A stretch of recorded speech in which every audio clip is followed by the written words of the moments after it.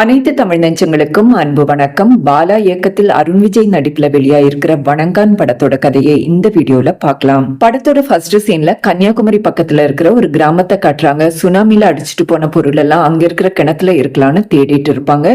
இப்போ படத்தோட ஹீரோ ஒரு கையில பிள்ளையார் சிலையையும் இன்னொரு கையில பெரியார் சிலையும் எடுத்துட்டு கிணத்துல இருந்து ஏறி வருவாரு. கிணத்துல இருந்து எடுத்த பொருள் எல்லாம் சேரும் சகதியமா இருக்கும். அதனால வீட்டுக்கு எடுத்துட்டு போய் சுத்தப்படுத்திட்டு இருப்பாரு.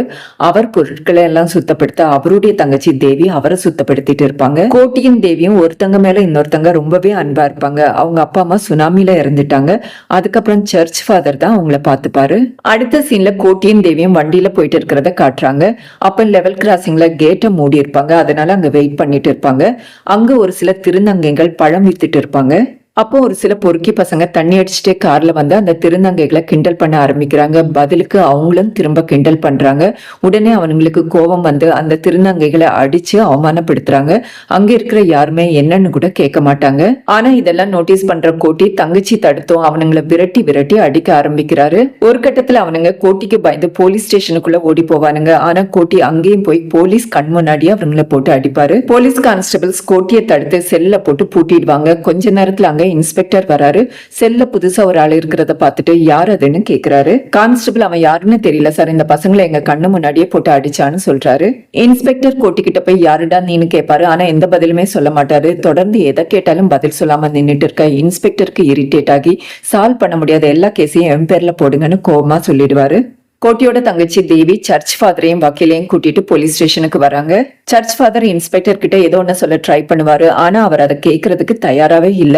அவசரமா கூட்டிட்டு போய் கோட்டியை மேஜிஸ்ட்ரேட் முன்னாடி ப்ரொடியூஸ் பண்றாரு. இன்ஸ்பெக்டர் கோட்டி சொன்னதா ஒரு ஒப்புதல் வாக்குமூலத்தையும் சப்மிட் பண்றாரு. அங்க வர சர்ச் ஃபாதரும் வக்கீலும் கோட்டி டெஃப் அண்ட் டம்ங்கிற சர்டிபிகேட்டை சப்மிட் பண்றாங்க. அதாவது கோட்டியால பேசவும் முடியாது, காதும் கேட்காது, பேசாதவர் எப்படி வாக்குமூலம் கொடுத்தாருன்னு மேஜிஸ்ட்ரேட் போலீஸை திட்டி அனுப்பி வச்சிடுவாரு. அடுத்த சீன்ல படத்தோட ஹீரோயின் டீனாவை காட்டுறாங்க. அவங்க கன்னியாகுமரியில டூரிஸ்ட் கைடா வேலை பார்த்துட்டு இருப்பாங்க. விவேகானந்தர் வேஷம் போட்டுட்டு ஃபாரின் டூரிஸ்ட் கிட்ட அவருடைய பெருமையெல்லாம் பேசிட்டு இருப்பாங்க. அதுக்கப்புறம் டூரிஸ்ட போட்ல கூட்டிட்டு போவாங்க. அந்த போட்ல கோட்டியும் இருப்பாரு.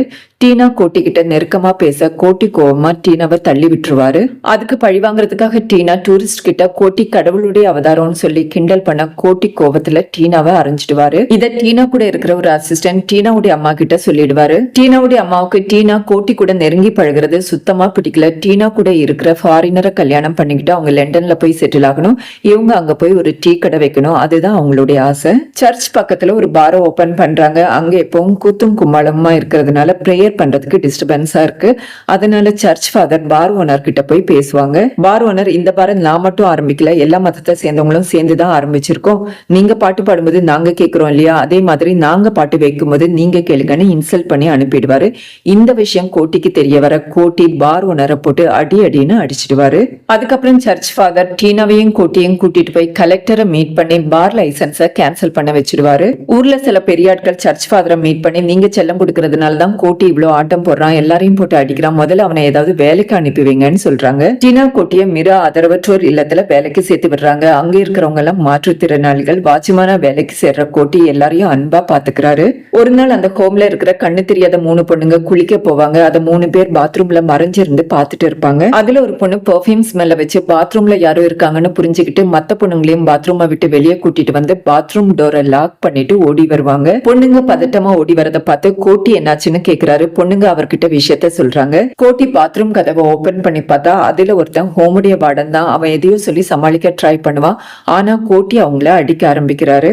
இப்போ அந்த 3 பேரும் கோட்டிக்கு பயந்து ஓட ஆரம்பிக்கிறாங்க. ஒருத்தன் வேற டைரக்ஷன்ல போக கோட்டி 2 பேரை துரத்திட்டு போய் கொன்னிடுவாரு. கிரைம் சீனுக்கு வர போலீஸ் ஹோம்ல இருக்கிறவங்கள விசாரிக்க ஆரம்பிக்கிறாங்க. போலீஸ் கோட்டியை விசாரிக்கும் போது கொலையை பத்தி என்ன தெரியும்னு கேக்குறாங்க.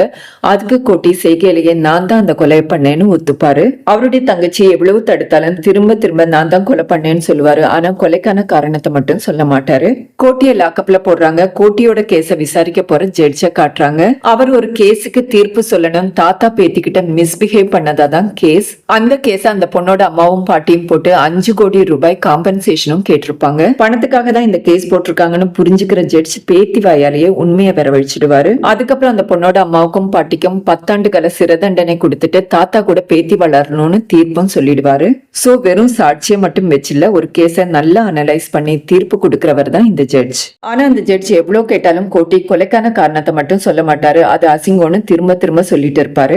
அதனால ஜட்ஜ் கோட்டியை 10 டேஸ் போலீஸ் கஸ்டடியில வச்சு ஒரு ஸ்பெஷல் ஆபீசரை அப்பாயிண்ட் பண்ணி கேஸ விசாரிக்க சொல்றாரு. அதே சமயம் ஊர் மக்கள் கோட்டிக்கு மனநல சரியில்லைங்கிற மாதிரி பேசிப்பாங்க. கதிரவன் ஸ்பெஷல் ஆபீசரா அப்பாயிண்ட் ஆகுறாரு. கதிரவன் எவ்வளவோ விசாரிச்சு பாப்பாரு. ஆனா கோட்டி உண்மையே சொல்றதாவே இல்ல, அது அசிங்கம்னு தான் திரும்ப திரும்ப சொல்லிட்டு இருப்பாரு. அதனால கதிரவன் சர்ச் ஃபாதர், கோட்டியுடைய சிஸ்டர்னு எல்லாரையும் வரவழைச்சு விசாரிச்சு பாப்பாரு. அப்பவும் உண்மையை சொல்ல மாட்டாரு. அதுக்கப்புறம் கதிரவன் கோட்டிக்கு ஹை டோசேஜ் ட்ரக் கொடுத்தா ஒருவேளை உண்மையை சொல்வாருன்னு அதையும் ட்ரை பண்ணி பாப்பாரு.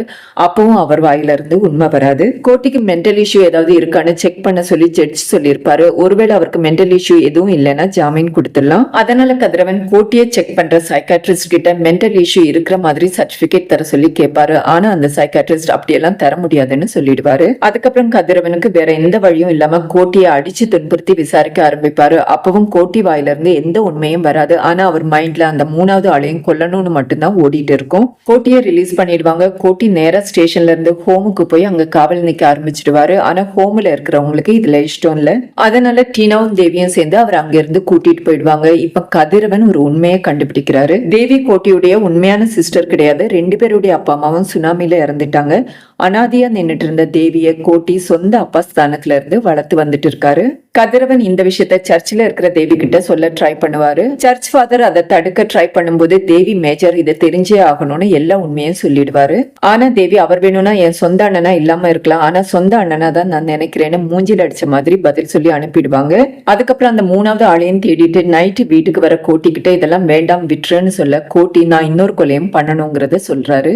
அதை கேட்டு தேவி ரொம்ப அப்செட் ஆயிடுவாங்க. மறுநாளைக்கு காலையில கோட்டி எழுந்து பார்த்தா தேவி வீட்டுல இருக்க மாட்டாங்க. எங்க தேடி பார்த்தாலும் கிடைக்க மாட்டாங்க. அவங்க சர்ச் ஃபாதர் உதவியோட வேற ஒரு இடத்துல தங்கிட்டு இருப்பாங்க. கோட்டி அந்த இடத்த கண்டுபிடிச்சு தேவி கிட்ட போய் பேசுறாரு. தேவி நான் சொந்த தங்கச்சியா இருந்தா நீ இப்படி எல்லாம் பண்ணிருக்க மாட்டேலன்னு கேக்குறாங்க. அதை கேட்டு கோட்டி ரொம்பவே உடைஞ்சு போயிடுவாரு. கதிரவன் கோட்டியை ஹிப்னோடைஸ் பண்ணும்போது எடுத்த வீடியோவை திரும்ப திரும்ப பிளே பண்ணி பாக்குறாரு. அதுல ஒரு இடத்துல கண்ணு தெரியாததை யூஸ் பண்ணி பொண்ணுங்களை அம்மனமா பார்த்தவனுங்களை சும்மா விடக்கூடாதுன்னு பேசி இருப்பாரு. அதை அந்த சமயத்துல கதிரவன் நோட்டீஸ் பண்ணிருக்க மாட்டாரு. இப்ப கதிரவன் ஹோமுக்கு போய் அந்த கண்ணு தெரியாத பொண்ணுங்களை விசாரிக்க அவங்க எல்லா உண்மையும் சொல்லிடுவாங்க. அதே சமயம் கோட்டி அந்த 3வது ஆளையும் தேடி கண்டுபிடிச்சு சித்திரவதை பண்ணிய கொலை பண்ணிடுவாரு. அதுக்கப்புறம் போலீஸ்லயும் சரண்டர் ஆகுறாரு. கோட்டிக்கு மரண தண்டனை கிடைக்க போகுதுன்னு தேவி துடிச்சு போயிடுவாங்க. ஆனா எல்லா விஷயத்தையும் தெரிஞ்சுக்கிற ஜட்ஜ் கோட்டிக்கு எதிராக போதுமான சாட்சியம் இல்லைன்னு சொல்லிட்டு கோட்டியை ரிலீஸ் பண்றாரு. சந்தோஷத்துல துள்ளி குதிச்சு வர கோட்டிக்கு ஒரு பேரதிர்ச்சி காத்துட்டு இருக்கு. கோட்டியுடைய சிஸ்டர் எப்படியும் அவருக்கு மரண தண்டனை கிடைக்க போகுதுங்கிற பயத்துல கிணத்துல குதிச்சு தற்கொலை பண்ணிருப்பாங்க. கோட்டி ஆரம்பத்துல பிள்ளையார் சிலையும் பெரியார் சிலையும் எடுத்துட்டு வந்த கிணத்துலதான் அவங்க குதிச்சிருப்பாங்க. கோட்டி உடைஞ்சு அழுகிறதோட படத்தை முடிச்சிருப்பாங்க. மீண்டும் ஒரு இன்ட்ரெஸ்டிங்கான வீடியோவில் உங்களை சந்திக்கிறேன். நன்றி, வணக்கம்.